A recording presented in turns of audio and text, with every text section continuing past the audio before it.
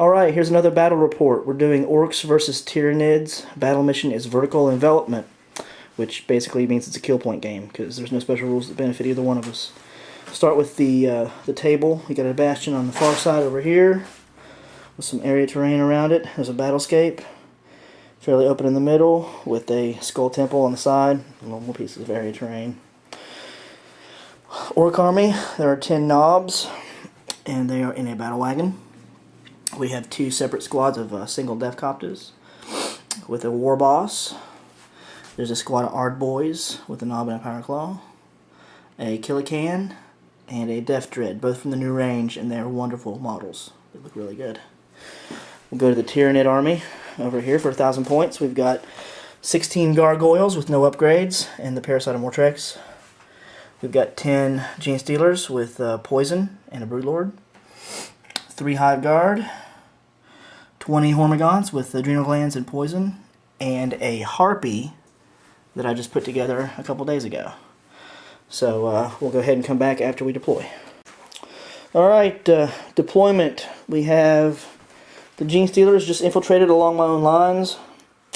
The Harpy is right there pushing the line with the Gargoyles, Parasite, Hormigons. The Hive Guard are holding up here. On the other side of the table, we've got the battle wagon behind this bastion. We've got the Death Dread and the Killican kind of castling up right there.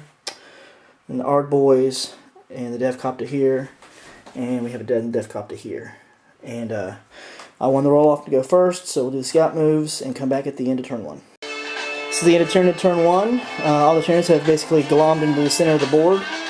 And one of the Death Copters was shot to pieces, and 2 boys died to shooting, and it is now the beginning of Ork turn 1. At the end of Ork turn 1, the Ard boys assaulted into the Gargoyles and Parasite and broke them, killing the Parasite with Power Claw. The battle wagon tank shocked with the Death Roll and killed 2 Gene Stealers, and I lost another Gene Stealer to shooting. Lost a wound on the Harpy to the Death Copter, and it is the start of Tyranid turn 2. Alright, this is the end of Tyranid turn 2. The Hormigons took out the squad of hard boys. The Rippers are just kind of sitting there, and they have rage because they failed their instinctive behavior, so they're moving towards the stinking Dreadnought, Death Dread, which they can't do anything about.